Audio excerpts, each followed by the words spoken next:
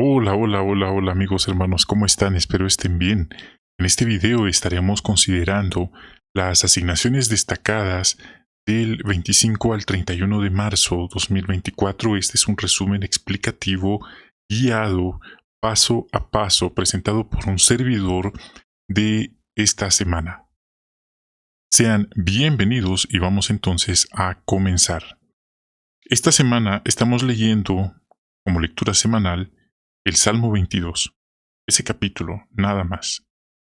En la primera sección Tesoros de la Biblia estaremos escuchando un discurso que nos habla de algunas de las profecías que se cumplieron en el Mesías, que vino hace más de 2000 años, porque es importante entender estas profecías y no pensar que la fe es o la creencia es ciega, sino que tiene un fundamento, una base fundamentada en la palabra de Dios.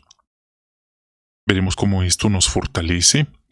Luego pasamos a perlas escondidas y estaremos comentando algunas perlas que encontramos en el Salmo 22 y dos maneras específicas de imitar al salmista, o quizás tres. Luego saltamos a nuestra vida cristiana y aquí estaremos viendo el capítulo 7 y a la vez estaremos llegando a la conclusión de este capítulo. La última vez que se menciona a Felipe el evangelizador junto al eunuco etíope. Veremos cómo los ángeles están ocupados también en una recolección a nivel mundial. Veremos cómo nosotros podemos participar en la predicación y si hemos pensado que predicar es nada más repartiendo revistas y tratados, veremos que hay otra forma también de predicar, además de las conversaciones.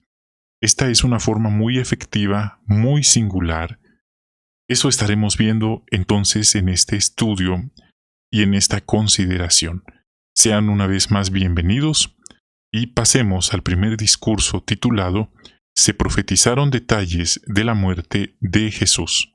Imagine que usted tiene que ir a buscar, a recoger a una persona desconocida a una concurrida estación de transporte o aeropuerto incluso, pero usted no conoce a esa persona.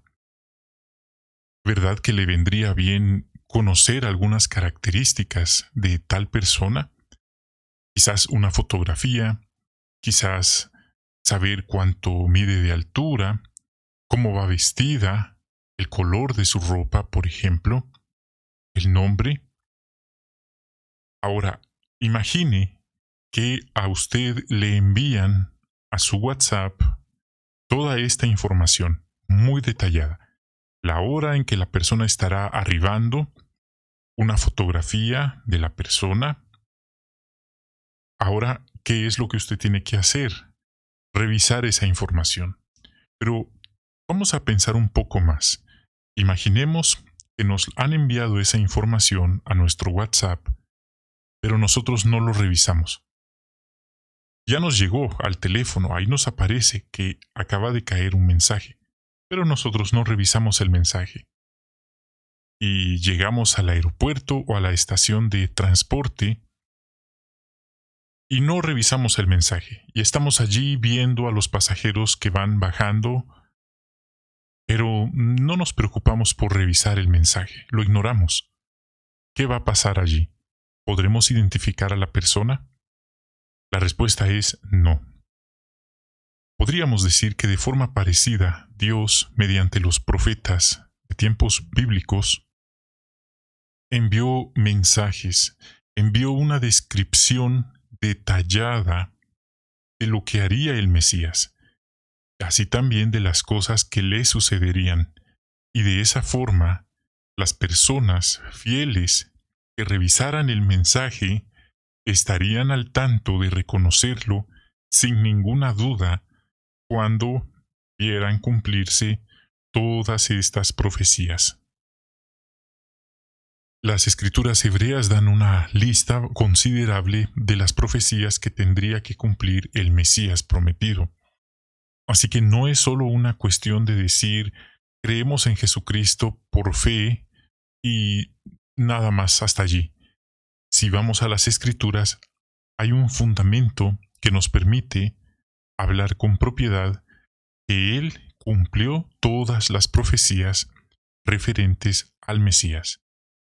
Pero como mencioné en el ejemplo de la persona del WhatsApp, si uno no revisa, uno no va a poder identificar a la persona.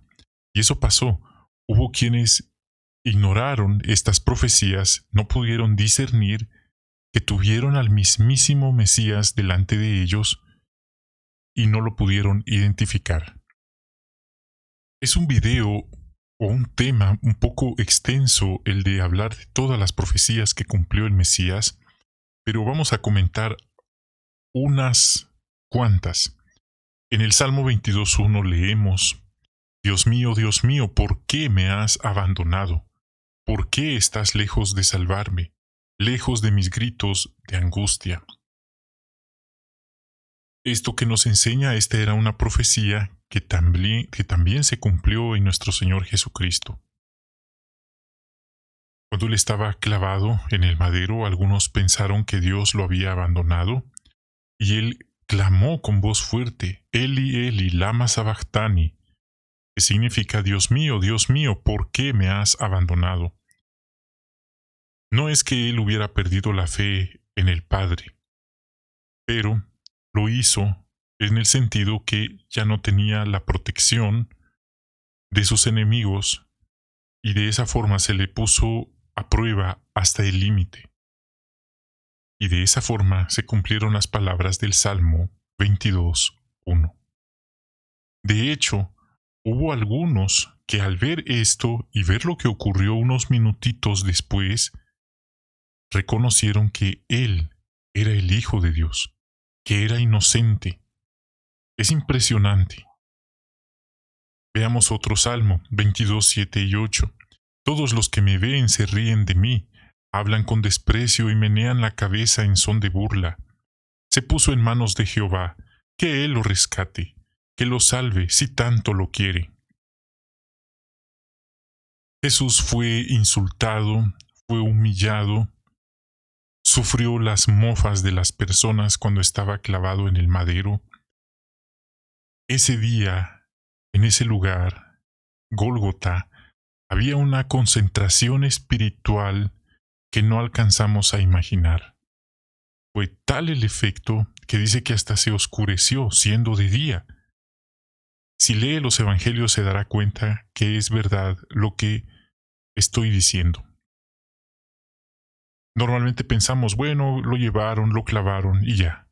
Pero en realidad pasaron muchas otras cosas más que demostraron que aquella ejecución, que aquel hombre clavado en el madero, no era igual a ninguno anterior ni a ninguno posterior de los que aquellos soldados romanos estaban ejecutando. Y no solo fue una concentración espiritual, sino personas malvadas. La simiente de la serpiente estaba allí observando, eran los fariseos. Recuerde, Jesús no les dijo: ustedes son descendientes de Aarón, ustedes son descendientes de Leví. Ellos eran personas infiltradas. Ellos sabían quién era el Mesías, ellos sabían quién era el Cristo, pero habían tomado la decisión de quitarlo de su camino porque para ellos él representaba un problema. Debido a todos los negocios que habían montado con los romanos, negocios deshonestos y corruptos bajo la mesa, y Jesús representaba una amenaza a todo ese sistema de corrupción que ellos habían montado. Sin decir de más, toda la afrenta espiritual que nuestro Señor Jesucristo representaba para ellos. Por así decirlo, Él les dijo todas sus verdades de frente. Y si Jesús estuviera vivo en nuestros días, si Él se presentara hoy, como lo hizo hace 2000 años atrás, los líderes religiosos en general buscarían la manera de eliminarlo porque Él representa una amenaza al negocio que han montado con los gobiernos, y este negocio se le llama religión, que consiste en enriquecerse piramidalmente los que están en la cima a costa de los que están abajo de esa pirámide. El punto es que estos mismos escribas, sacerdotes principales y ancianos se burlaban de Jesús, cumpliéndose así la profecía del Salmo. Jesús no agachó la cabeza, él arrostró. Esa palabra está en la Biblia. Arrostró todo esto. Afrontó con dignidad todos esos insultos. Y a veces nosotros nos ofendemos porque alguien nos vio feo, no nos saludó o nos hizo un comentario poco amable y queremos mover el cielo y la tierra para demostrar a esa persona que lo que hizo está mal. Y mire, nuestro Señor Jesucristo, en silencio, lo aguantó todo. Él solo tenía que pensarlo y podía desintegrarlos a todos ellos en un instante. Pero como él dijo, si él hubiera hecho eso, ¿cómo se habría cumplido las profecías? O en este contexto, la profecía. Ahora aquí en la imagen vemos a los guardias jugando suertes, echando suertes para repartirse una túnica muy valiosa de Jesucristo. Era de una sola pieza. El Salmo 22:18 dice otra característica. Se reparten mis prendas de vestir y por mi ropa echan suertes. Jesucristo estaba en el madero. Era imposible que Él les dijera desde el madero: «Hey, romanos, ¿qué les parecería echar suertes para ver quién se queda con mi prenda o mi túnica?» Él no lo hizo. Ellos simplemente empezaron a hacerlo, cumpliendo así una profecía referente al Mesías. Entonces, hermanos, podemos ver que, así como esta persona que nos tocaría en el ejemplo imaginario de introducción, ir a recoger a la estación de transporte o a un aeropuerto y nos dicen 3 características. Los profetas dieron estas características, pero no fueron estas únicas 3. Hubo muchas otras más características del Mesías.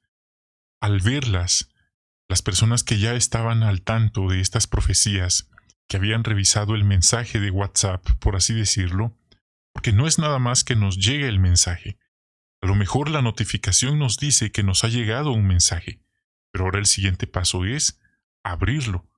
Pero si ya nos llegó, pero no lo abrimos, realmente no sirve de mucho, no cambia. Entonces, ¿cómo fortalece nuestra fe pensar en estas profecías mesiánicas que se han cumplido hasta el más mínimo detalle en nuestro Señor Jesucristo? Bueno, hermanos, de un modo práctico esto fortalece nuestra esperanza. No estamos ofendiendo a nadie. Hay personas hoy en día que no reconocen a Jesucristo como el Mesías prometido. Ellos tienen la idea nada más que Jesús es uno más, un famoso más, como un líder humano famoso como Mahoma, como todos esos hombres ilustres y famosos del pasado. Entonces es la idea que ellos tienen, pero de allí no lo pasan. Lo ven como el líder de los cristianos, el líder de los protestantes, el líder de los católicos o el líder de estos movimientos antes ya mencionados. Y déjenme decirles que muchos de ellos siguen esperando a un Mesías. Y las profecías indican que lo que les vendrá es un falso Mesías, que todas estas profecías que hemos visto no las cumplirá, pero a este que viene, a ese sí lo recibirán. Y dice la profecía que después se darán cuenta que no era el verdadero Mesías, y se darán cuenta, menciona la Biblia en la carta a los Romanos capítulo 11, que, de hecho, dice la Biblia también en Zacarías 12, 10 al 14, que habrá un gran llanto en Jerusalén, y que ellos se lamentarán, dice el texto. ¿Por qué? Porque dice que lo mirarán a él, a quien traspasaron, y llorarán como se llora por un hijo unigénito, afligiéndose, como quien se aflige por el primogénito. habrá un gran llanto porque ellos se darán cuenta que rechazaron al Mesías prometido. Entender estos puntos también nos ayuda a nosotros a no dejarnos confundir o engañar, porque cuando aparezca este personaje, este falso Mesías, muchas personas caerán en el engaño. De hecho, la profecía de Mateo 24 habla que aparecerán falsos cristos. La palabra en sí, Cristo, cuando decimos Jesucristo, estamos diciendo lo mismo. Cristo significa Mesías. Mesías significa elegido o ungido. Entonces, cuando decimos Jesús, Cristo, estamos diciendo Jesús, Mesías, Jesús elegido, Jesús ungido. Pero la profecía muestra que en estos últimos días aparecerán falsos Cristos, falsos elegidos, falsos ungidos. Esa palabra tengamos mucho cuidado. ¿Por qué? Porque hoy cualquiera puede decir que es ungido, pero en realidad solo Jehová conoce a los que le pertenecen, pero el punto es, estos falsos cristos engañarán a muchos. Así que entender esto, profundizar en esto como un proyecto de estudio personal nos va a ayudar a no dejarnos engañar nosotros también. Por eso dice la Biblia en Oseas 4:6 que el pueblo de Dios se pierde, perece por falta de conocimiento. Queridos hermanos, este fue nuestro discurso guiado para esta semana. Gracias por acompañarnos. Ahora pasaremos con las perlas escondidas. Pasemos adelante con la primera pregunta extraída del Salmo 22:22. El texto dice: Les proclamaré tu nombre a mis hermanos, te alabaré en medio de la congregación. Pregunta: ¿de qué dos maneras podemos imitar al salmista? Número 1. Estando a tiempo, estando presentes, a la hora de entonar los cánticos del reino con una actitud reverente. Esto implicaría llegar temprano a las reuniones y quedarnos hasta el final, menciona la referencia. Y es tan fácil distraernos al momento de ponernos de pie, viendo a los demás, viendo cómo van vestidos y pensando otras cosas, y cuando sentimos ya estamos en la oración o a medio cántico y no sabemos por dónde van. Entonces, esa sería la primera forma de imitar al salmista. Otro comentario: ofreciendo comentarios en las reuniones. Se ha dicho que podemos dar una explicación de un texto, una experiencia o incluso un ejemplo de lo que se está comentando. Por supuesto, no interrumpimos al hermano que está en la plataforma, pero ofrecemos comentarios cuando se pide la participación activa del auditorio a través de comentarios. Explicar cómo hemos superado problemas, eso fortalece a los demás, también instruye a los demás. Si incluimos textos bíblicos que están citados en el párrafo, pero no están supracitados ni copiados, o incluso ya nos preparamos en casa, de esta manera estamos animando a los demás con nuestros comentarios. Esto de alguna manera los va a impulsar también a seguir cultivando los mejores hábitos de estudio.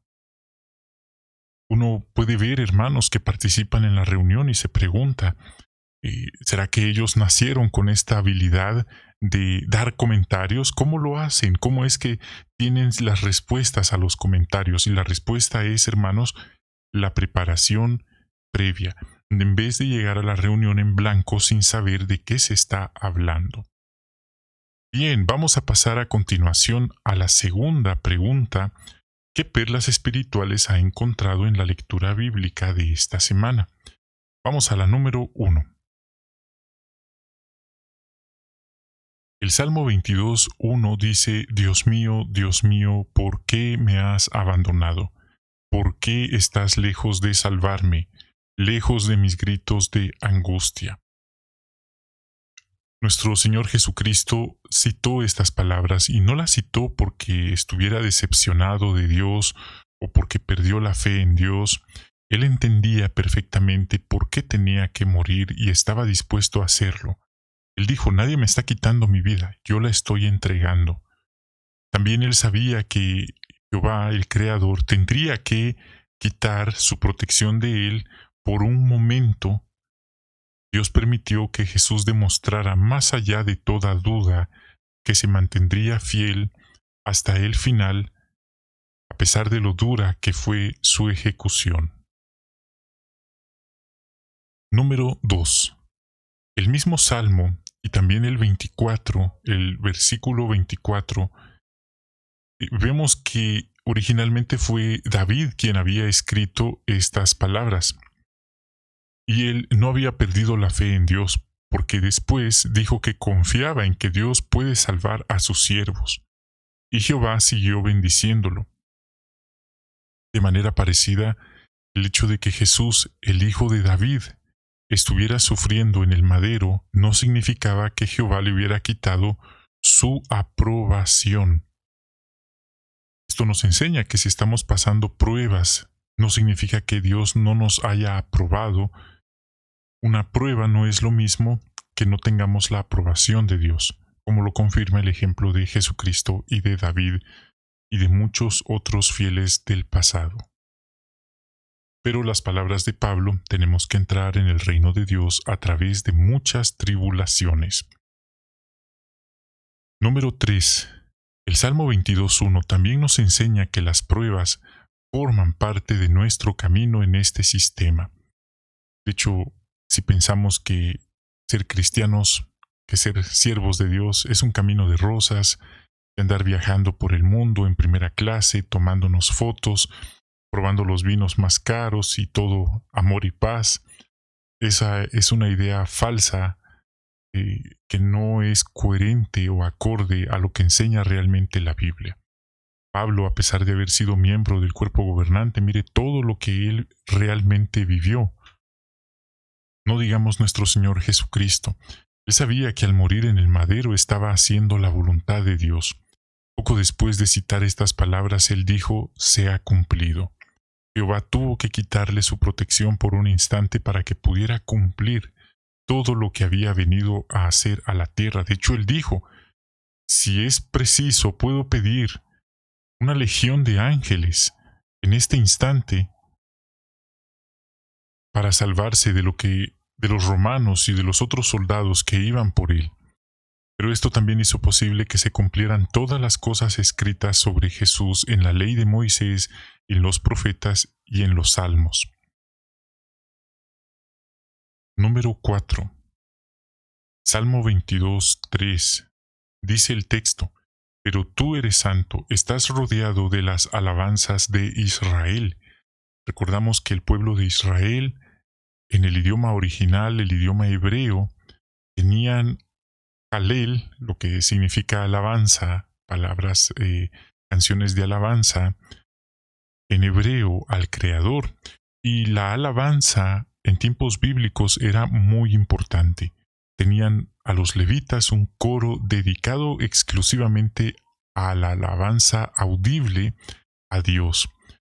Esto desempeñó un papel importante en la adoración del pueblo de Dios, y al ser el todopoderoso objeto de constante adoración de alabanza, el salmista dijo, habitas en las alabanzas de Israel. Ellos también salmodiaban, dice la Biblia, y esto no tiene nada que ver con lo que vemos hoy. Por ejemplo, las religiones en general han hecho una inmundicia al mezclar las cosas del mundo y según ellos están alabando a Dios con su reggaetón, su rap cristiano, y vemos cómo esto se ha ido extendiendo. Entonces no tiene nada que ver la alabanza en tiempos bíblicos en comparación con lo que hoy las religiones en general dicen que le ofrecen a Dios. Número 5. El Salmo 22.6. El texto dice, pero yo soy un gusano, no un hombre, ridiculizado por los hombres y despreciado por el pueblo. Este salmo se relaciona con la profecía de Isaías 53, que habla que el Mesías verdadero sería despreciado por el pueblo en general. Imagínese, Hoy siguen esperando muchos de ellos a un Mesías, pero este Mesías no será despreciado, sino todo lo contrario, será bien recibido como un líder político, un estratega muy inteligente que va a destacar y va a hacer milagros, dice la Biblia. El punto, hermanos, es que el Mesías ya vino, fue despreciado. El rey David también fue despreciado por muchos que no creían en él, lo hacían de menos, hasta su misma familia. Para ellos él era nada más un pastor de ovejas. Los grandes eran sus hermanos mayores, pero él no.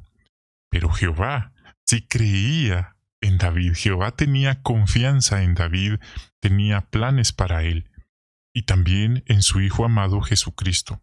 ¿Cuál es el punto de esta perla? Esto nos motiva. No importa si los demás no creen en nosotros, no creen que lo lograremos en sentido espiritual, lo importante es apoyarnos en Jehová y ponernos a trabajar y esperar su tiempo perfecto. Como hemos visto, los grandes siervos de Dios del pasado fueron hechos de menos, fueron rechazados, a veces hasta por su misma familia. La Biblia dice que sus hermanos de Jesús no creían en él al principio, pero eso no importa, porque Jesús creía en Jehová. El rey David creía en el Creador, y esta fue la clave de su éxito. Así que no nos preocupemos si no somos del agrado de todos o si no creen en nosotros. Eso no es importante, sino Jehová está con nosotros. Número 6. El Salmo 22:7 dice: Todos los que me ven se ríen de mí, hablan con desprecio y menean la cabeza en son de burla. Bueno, notemos esta expresión: los que me ven se burlan de mí. Esto nos hace pensar en cuál es nuestra reacción cuando vemos a los demás, o cuál es la reacción de los demás cuando nos ven a nosotros. ¿Nos alegramos al verlos? ¿Se alegran al vernos? Bueno, hay quienes al ver a otros sienten diversas reacciones. Algunos se alegran, otros se ponen tristes, otros se molestan, se incomodan, pero el Salmo menciona otra reacción y es la burla. El Salmo menciona que al verlo hubo quienes se burlaban de él. Esto es muy recurrente en los centros de estudio, el bullying que hacen muchos. A veces una mirada lo dice todo, no solo son las palabras. Así que debemos tener cuidado en cómo vemos nosotros a nuestros hermanos y jamás burlarnos de ellos ni de nadie de nuestra familia al verlos. Número 7. El Salmo 22:10. Ahí dice algo el salmista: Desde que nací fui puesto a tu cuidado. Desde la matriz de mi madre tú has sido mi Dios. Desde la matriz de mi madre tú has sido mi Dios. Es cierto que no había internet en los días del rey David, no, según sabemos, pero lo que sí sabemos es que estando en el vientre, él ya identificaba a Dios como su Dios. Así que esto nos enseña que los padres hacen bien en enseñar a sus hijos sobre Jehová. Esto debe empezar tan pronto como sea posible, desde la infancia. Esto la ciencia lo ha ido confirmando, que lo que la madre vive durante el embarazo, el periodo de gestación, influye allá adentro en el feto, en el embrión. Tiene un efecto lo que ella escucha, lo que ella mira, lo que ella come, y esto puede ser positivo o negativo. Eso se ha comprobado científicamente, no es una ocurrencia que hasta el nacer, al salir del vientre, la criatura ya tiene conciencia. No, menciona ahí desde antes. Entonces, se necesita realmente un verdadero esfuerzo para ayudarles a comprender a los niños, a los hijos, que la obediencia a Dios es el mejor modo de vivir. Afortunadamente tenemos herramientas provistas por la organización para ayudar a nuestros hijos. 8. El Salmo 22:10 también nos enseña que la educación espiritual no debe recaer solo sobre la madre. El padre también debe involucrarse. Es parte de la seria responsabilidad que ambos deberían considerar antes de pensar en traer niños a este mundo. Muchos no lo piensan y ya cuando sienten se dan cuenta de la seria responsabilidad y muchos prefieren evadir esa responsabilidad, prefieren que otros críen a sus hijos o se los eduquen, pero el buen ejemplo de ambos padres trabajando en equipo puede ayudar significativamente a los niños a ser personas de bien. No solo las palabras que los padres dicen en casa, sino el ejemplo de ellos, como el padre trata a su esposa, si es honesto, si evita decir mentiras por salir de aprietos, etcétera. Son cosas que en casa y no necesariamente allá afuera en el salón del reino o en el centro educativo se aprenden. Todo empieza en casa. Número 9. El Salmo 22, 18. Este salmo dice: se reparten mis prendas de vestir y por mi ropa echan suertes.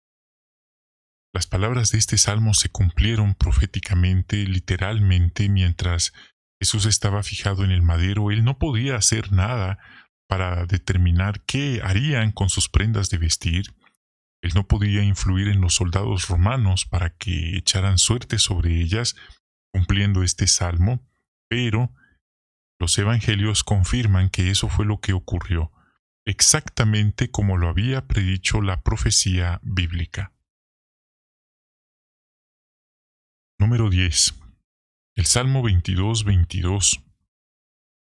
El mismo salmo que ya hemos leído nos hace pensar en formas de alabar a Jehová en medio de la congregación. Mire, dar buenos comentarios es una buena forma, pero no es la única. Otra forma muy efectiva es mediante nuestro buen ejemplo, ya no solo en la familia, sino en la congregación. En nuestro ejemplo al hablar, al tratar a los mayores, al saludarlos respetuosamente, al ayudar, a la forma de tratar al sexo opuesto con respeto, la forma de tratar a los menores, nuestra forma de vestir y de arreglarnos. Ahora ya hay como más amplitud de lo que se puede hacer en comparación con antes, pero siempre procuramos dar una apariencia digna y decente, acorde al mensaje que predicamos y, por supuesto, como se ha dicho, a las costumbres del lugar donde vivimos. Hermanos, estas fueron algunas de las perlas escondidas para esta semana. Ahora hacemos la transición directa al estudio del libro de esta semana. Vamos entonces a comenzar. Tenemos la conclusión del capítulo 7. Entonces vamos a seguir aprendiendo de Felipe, el evangelizador. Capítulo 7, párrafos 14 al 18 y 2 recuadros. Eso estaremos considerando. Entonces seguimos con el subtema: ¿de veras entiendes lo que estás leyendo? ¿Quién hizo esta pregunta? ¿Y qué pasó? Vamos a verlo entonces en el 14 y 15, parte A. ¿Quién era el eunuco etíope y cómo llegó a encontrárselo Felipe? El hombre etíope era un buen hombre, un hombre temeroso de Dios, pero aparte de eso tenía un cargo político, ya que estaba a cargo del tesoro del gobierno de Etiopía. Era como un tesorero o ministro de finanzas. Otro comentario: el etíope era prosélito, es decir, alguien no judío, no israelita, pero, como era extranjero, había decidido hacerse siervo de Jehová. De hecho, dice en Hechos 8:27 que había ido a Jerusalén para adorar a Dios. Así que no podía ser también un eunuco en sentido físico, ya que la ley de Moisés prohibía a los castrados físicamente entrar en la congregación de Israel. Bueno, ¿y qué más podemos comentar de esto? Se menciona que el Espíritu Santo impulsó a Felipe. No fue un ángel, fue el Espíritu Santo directamente el que impulsó a Felipe a acercarse a este etíope. Entonces es un punto importante. Y aquí está el recuadro. Si hablamos un poco más sobre eunuco, puede ser que sea alguien que fue castrado, o bien también no era un requisito en el caso de algunos, como un copero o un tesorero. Así que, según estamos viendo en este recuadro, habían dos definiciones: una castración literal o bien un alto cargo en la corte de un rey. Esos dos significados podía significar eunuco. Y como ya mencioné, él era un prosélito, no podía ser en sentido físico, ya que la ley de Moisés prohibía a los castrados entrar en la congregación de Israel. Vamos ahora a la parte B, cómo respondió el etíope al mensaje y cómo sabemos que no se bautizó por impulso. En primer lugar, vemos que era una conversación. No es que Felipe lo detuviera y le empezara a decir: quiero hablarte de la Biblia, quiero dejarte un buen mensaje. Vemos que fue una conversación. Él le hizo la pregunta: ¿de verdad entiendes lo que estás leyendo? Y ese hombre fue humilde, es decir, el eunuco etíope, el alto funcionario, era un hombre humilde porque le dijo: ¿y cómo podría saberlo si no hay quien me enseñe? Una persona orgullosa quizás hubiera contestado: claro que sí, no sabes con quién estás hablando, no sabes a quién tienes enfrente. Yo ando en carro y tú a pie. Hoy en día en el territorio encontramos personas muy orgullosas que no saben nada, pero en su mente, en su mundo de ellos creen ser maestros de Biblia o de religión y que nadie sabe más que ellos. Es el orgullo en una de sus máximas expresiones. Pero vemos que el etíope no era así. Entonces lo invitó a subir al carro y para que le explicara a quién se refería la profecía de Isaías. Una vez que entendió esto, él le dijo: mira, agua, ¿qué impide que me bautice? Y de inmediato Felipe lo bautizó. Entonces no fue por impulso, porque no estamos diciendo que él no tenía conocimiento de la Biblia o de las Escrituras. Sí lo tenía, pero le faltaba algo más para complementar ese conocimiento. Nuevamente, ¿cuántas personas que a lo mejor creen en Dios, tienen una Biblia, pero no tienen la humildad de reconocer que no entienden lo que leen en la Biblia? Creen que no necesitan saber nada más, creen que la predicación debería ser solo a las personas que están ebrias, borrachas, descarriadas, pero no con ellos, porque ellos ya saben, ellos ya van a una religión. Pero mire que nos enseña el ejemplo del etíope. Entonces, no fue por impulso este bautismo, sino una vez entendió el requisito del bautismo, porque en la ley de Moisés no hablaba de un bautismo como tal. Ahora Jesucristo sí ordenó, Juan el Bautista también lo hizo, el bautismo para perdón de pecados y salvación. Hoy en día también vemos que la religión hace algo así: le hablan a las personas cosas bonitas, cosas emocionales, ponen música de fondo para que las personas se pongan sentimentales o emocionales, lloren un poco y les dicen que se bauticen, pero al día siguiente no cambia nada. Siguen viviendo en pecado, muchos ni están casados, fue en fornicación, en adulterio, robos, mentiras y una serie de cosas más. Entonces ese no fue el caso del hombre etíope. Él ya tenía un fundamento y, por supuesto, todo esto que estamos considerando.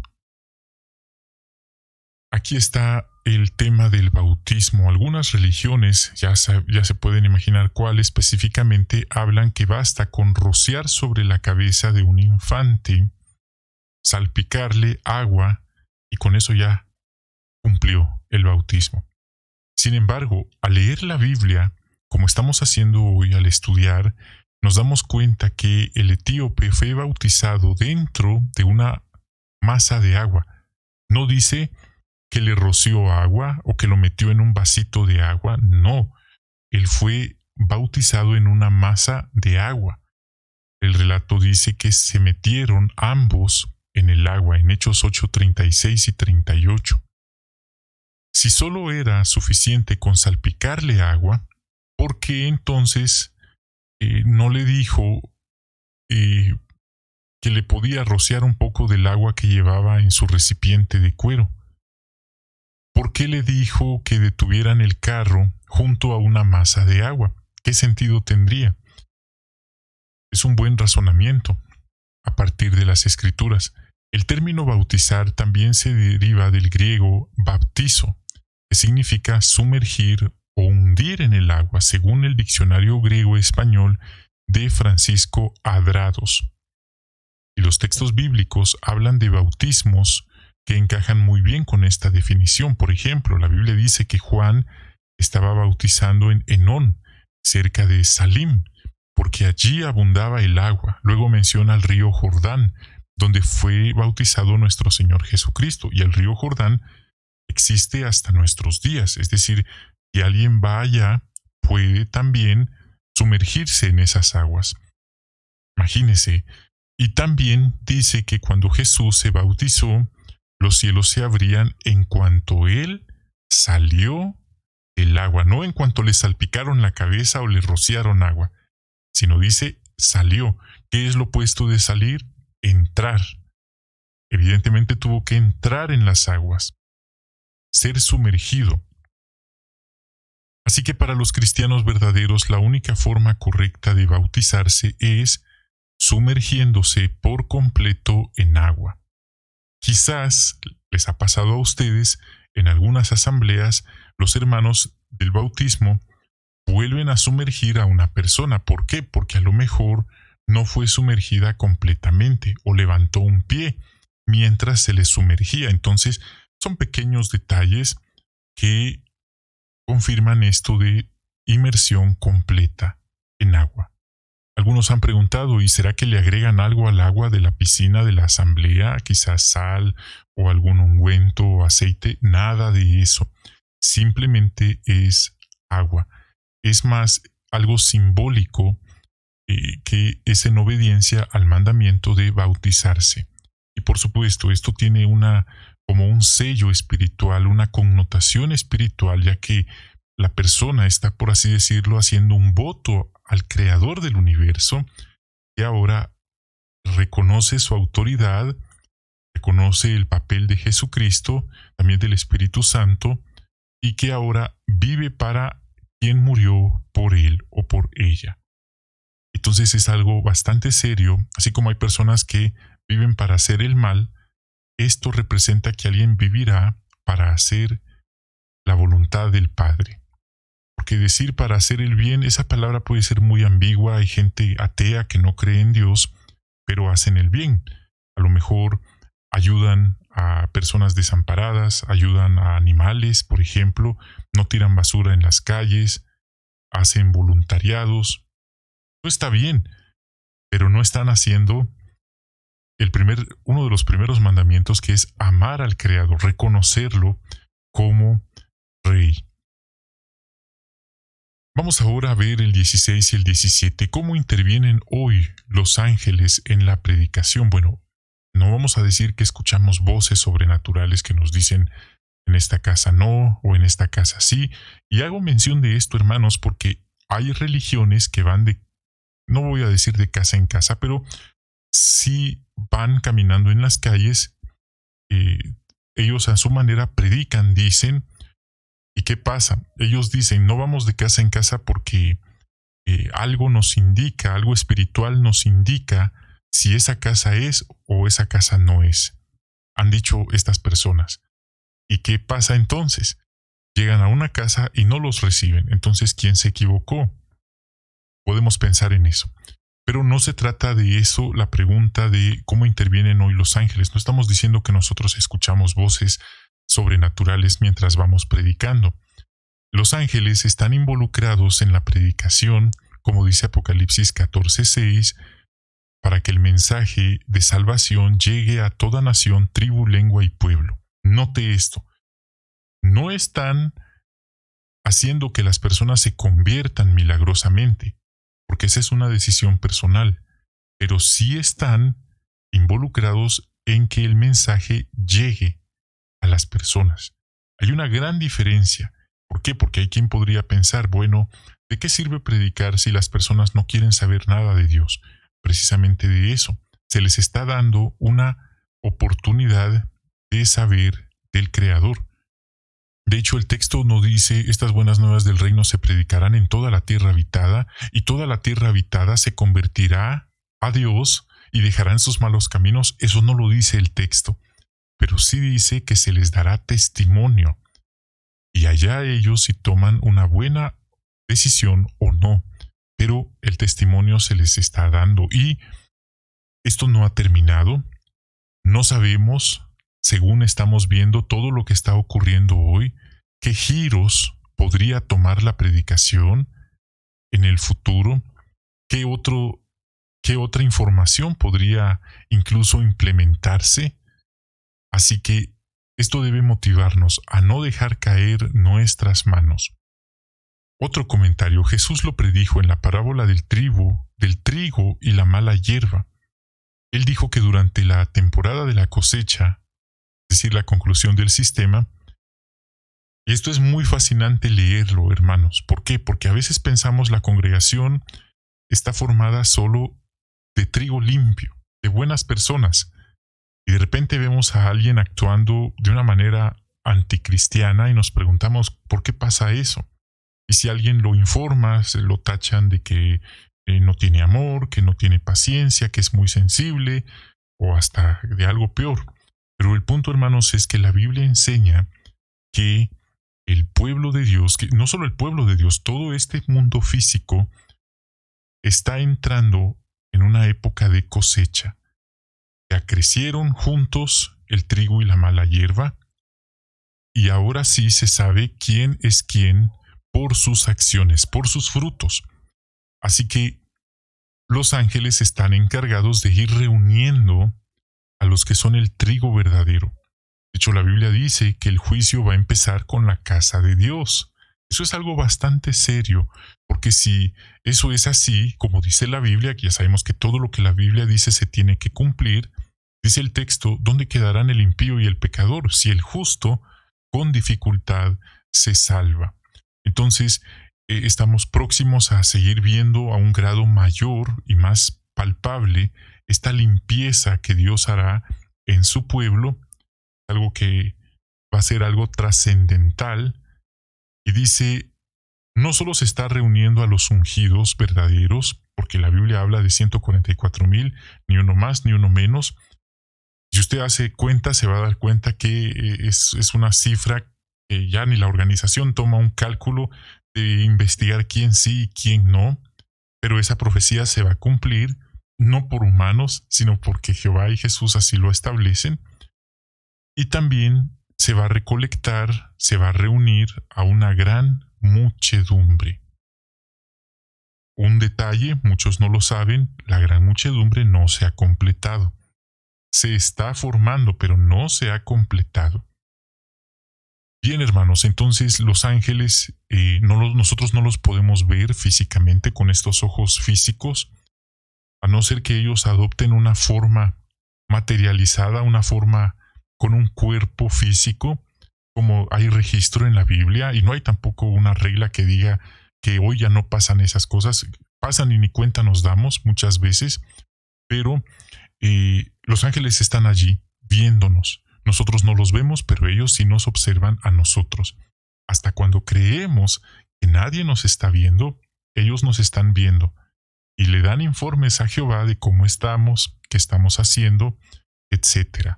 Entonces, este comentario quizás me explayé, me extendí un poco más, en vez de solo decir ellos dirigen la predicación y en el futuro harán algo más y ya. Siguiente párrafo. Hice más que eso, expliqué un punto muy importante y es bueno entenderlo.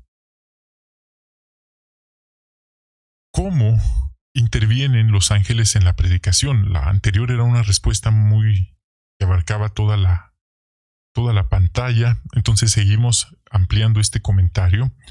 En ocasiones, quizás les ha pasado a ustedes, encontramos personas que le habían estado orando a Dios para pedirle ayuda espiritual, para aprender de la Biblia. En otros casos, hemos encontrado personas que estaban a punto de atentar contra su propia vida, y antes de que lo hicieran, llegaron o llegamos nosotros a tocar su puerta. ¿Le ha pasado a usted una situación parecida a estas? O a lo mejor alguien estaba con problemas, desesperado, no sabía qué hacer, la persona, y al vernos en la puerta tocando, abre la puerta y a lo mejor la persona empieza a llorar de agradecimiento, que dice que esa fue la respuesta a su oración. ¿Le ha pasado algo así? En ese caso, no dude que los ángeles lo han estado guiando. Oiga, ¿y qué hay de los hermanos que han muerto en la predicación? Porque eso ha ocurrido también, hermanos que, así como usted y yo, nos hemos levantado una mañana para ir a predicar y de repente esa fue su última mañana de predicación. Quizás algunas personas, grupos criminales los raptaron, se los llevaron y los desaparecieron. ¿Por qué ahí los ángeles no los protegieron? Bueno, recuerde qué le hicieron a nuestro Señor Jesucristo, qué le tocó vivir al apóstol Pablo, a Esteban, a todos los fieles de la antigüedad. Así que si eso les pasó a ellos, ¿qué podríamos esperar nosotros también? Y eso es muy importante de entenderlo. Y al contrario, no hemos perdido a los hermanos, es para alegrarnos. ¿Por qué? Porque al morir ellos fieles a Jehová, íntegros, es como si ellos ya tienen el pase seguro, ya están, por así decirlo, ya no están en este sistema, ya murieron fieles esperando su recompensa. Ahora somos nosotros los que tenemos que mantenernos fieles día a día. Pero no hemos perdido, hemos ganado a ellos. Y aquí se pone un ejemplo en el párrafo de dos hermanos que iban predicando con un niño, ya era casi al mediodía, estaban a punto de terminar y el niño insistió en que predicaran una casa más. Y fueron, tocaron el timbre, salió una chica, hablaron con ella y ella les dijo que acababa de estar orando para que alguien le explicara de la Biblia y aceptó un curso bíblico. Hemos escuchado varias de estas experiencias, en ocasiones también de alguien que estaba a punto de atentar contra su vida. Y si esto no nos ha pasado, no dudemos, hermanos, que los ángeles van con nosotros, ellos están al tanto de lo que hacemos y esto nos motiva a esforzarnos por vivir una vida íntegra, una vida de comunión con el Creador, para no perder esa protección o esa bendición espiritual. 18. Último párrafo. ¿Por qué debemos seguir valorando nuestro ministerio? Bueno, porque hemos visto que al participar en la predicación es un gran honor. Los ángeles van con nosotros en la predicación. Así que esto nos motiva a no permitir que nada ni nadie nos impida seguir predicando las buenas noticias acerca del Cristo. Predicamos de casa en casa, lo cual está muy bien. Predicamos con los carritos o exhibidores, también está muy bien. Y otra forma muy efectiva de predicar es con nuestro buen ejemplo. Cuando no estamos predicando organizadamente con la congregación, no llevamos a lo mejor vestimenta para predicación, pero las personas nos ven y esa también es una forma de predicar. Cómo tratamos a las personas puede despertar el interés de ellos porque somos tan amables, porque saludamos, porque damos las gracias. Cuando hoy las personas en muchas partes del mundo ya no hacen eso, es raro alguien que salude, alguien que tenga buenos modales con el personal de servicio de alguna tienda, por ejemplo. Entonces son pequeños detalles que nos ayudan a realizar nuestro ministerio plenamente. Y aquí vemos una imagen de cómo los hermanos van predicando. Bueno, iban antes, porque esta fotografía no es reciente, pero ahí está la oportunidad. Entonces, es un mensaje que ha cambiado vidas y nadie que haga lo que la Biblia dice sale perdiendo. ¿Por qué? Porque estamos obedeciendo al Creador. Bien, hermanos, esta fue nuestra consideración para el estudio del libro de esta semana. Gracias por acompañarnos.